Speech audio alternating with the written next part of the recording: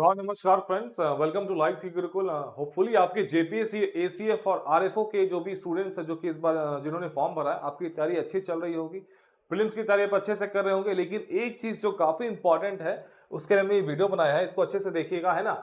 सी हम प्रीलिम्स के examination dates पे नहीं जाएंगे कि कब आपके प्रीलिम्स होंगे, क्या होंगे, है ना। सबको पता है कि आपका जुलाई एक्सपेक्टेड मंथ है ना। जुलाई, जून जुलाई मान के चलिए, ये एक्सपेक्टेड मंथ है आपका प्रीलिम्स के एग्जामिनेशंस का। प्रीलिम्स के एग्जामिनेशन की तैयारी अच्छे से करिए, ज्यादा रिसर्च नहीं करना है इधर उधर। अगर आपको दिक्कत हो रही है, किसी भी इंस्टीट्यूट का नोट्स खरीद के पढ़ लीजिए, ज्यादा अभी आपके पास टाइम कम है प्रीलिम्स के लिए, है ना। लेकिन एक चीज है कि अगर आपके कैलेंडर अभी तक अगर नहीं आए, है ना, तो आपको इसमें अभी पूरा प्रीलिम्स से फोकस रहना चाहिए। आई गेस कि नो, है ना। 60% आपको भी प्रीलिम्स से फोकस करना है और 40% अभी से, जब तक आपके एग्जामिनेशन डेट्स क्लियर नहीं हो रहे हैं, आपकी फॉर्म एक बार फिर से खुलने के बहुत ज्यादा हाई चांसेस अभी, है ना। तो आप कैलेंडर आएगा, आप देखेंगे आपके फॉर्म से एक बार मतलब सारे बीटेक के स्टूडेंट्स को अप्लाई करने का मौका दिया जाएगा, शायद ऐसा, होपफुली, उम्मीद बहुत ज्यादा है इसकी। तो आपके प्रीलिम्स के डेट्स थोड़े से आगे जाते हुए दिख रहे हैं, तो इस सिनेरियो में अपना पूरा फोकस प्रीलिम्स पे देना सही है नहीं है, क्योंकि प्रीलिम्स में एक्चुअली आप बहुत सारे कम स्टूडेंट्स ने फॉर्म भरा है ना।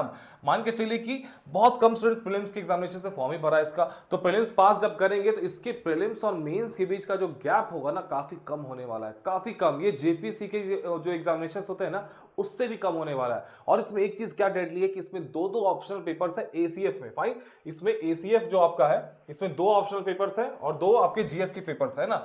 इसमें दो कैटेगरी स्टूडेंट्स, एक एसीएफ के, एक आरएफओ के हैं, है ना।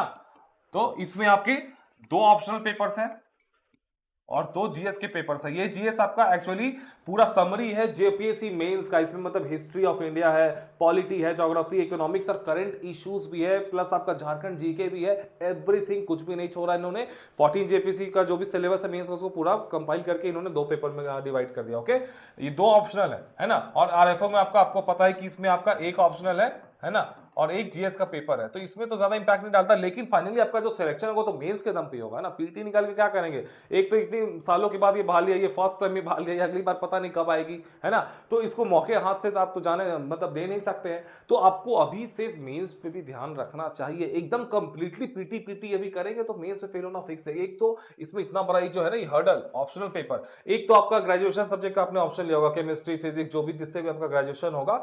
दूसरा, वी सजेस्ट कि आप इन्वायरमेंटल साइंस, है ना, इन्वायरमेंटल साइंस ईवीएस, ये सबसे जनरलिस्ट सब्जेक्ट है, ये सबसे इसका नोट्स हम लोग आपको देंगे इन्वायरमेंटल साइंस का। और इसके बाद जो सबसे आसान सब्जेक्ट हमें लगा वो लोग एग्रीकल्चर साइंस, है ना, एग्रीकल्चर वाला। ये दोनों थोड़ा सा जर्नलिस्ट टाइप का लगा। ईवीएस तो मतलब नॉर्मल इन्वायरमेंट आप पढ़ते ही हैं। इवन जेपीसी के मेंस के जो स्टूडेंट्स हैं, 14 जेपीसी के, पेपर 6 में इन्वायरमेंटल साइंस पूरा एक मतलब सेक्शन है। इसलिए थोड़ा डिटेल में है, इसमें दो पेपर से थोड़ा सा अंदर जाना पड़ेगा, लेकिन ये हो जाएगा कंपेयर टू अदर सब्जेक्ट्स, ये ज्यादा आसान है।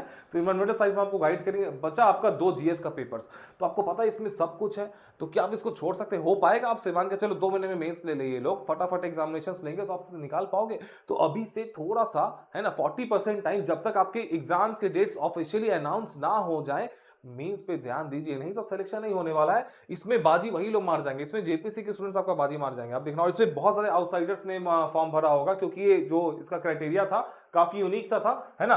तो इसमें आप करिए आपके प्रीलिम्स के लिए, है ना। अब प्रीलिम्स के लिए इसमें आपके हमारे बैचेस चल रहे हैं बहुत अच्छी।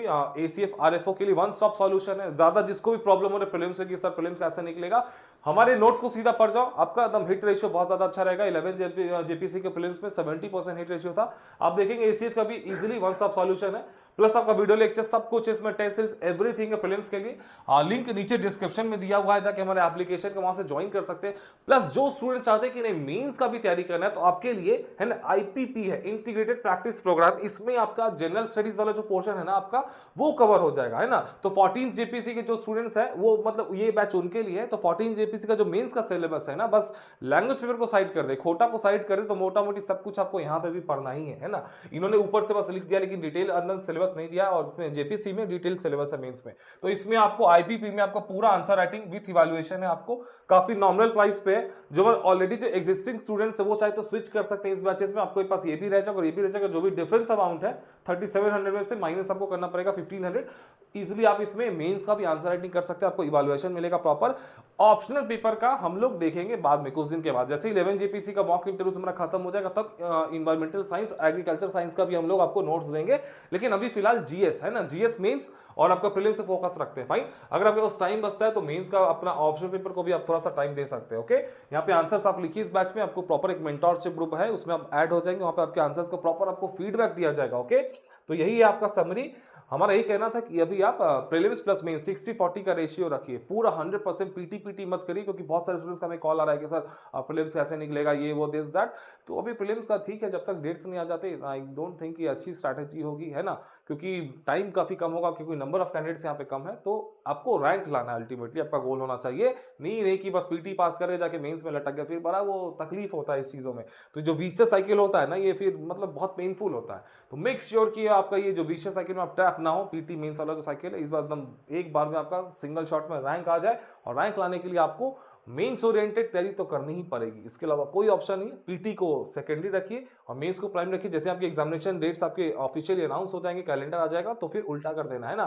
देखेंगे बहुत कम टाइम है तो पूरा 100% फोकस प्रीलिम्स पे, अगर देखेंगे ठीक ठाक टाइम है, आई गेस 2-3 महीने है, तो आप उल्टा कर सकते हैं कि 60% प्रीलिम्स को और 40% मेंस को, इस टाइप से। तो ओके, ऑल द बेस्ट, यही इंपॉर्टेंट बात था। अच्छे से तैयारी करिए और इस एग्जामिनेशन को क्रैक करिए।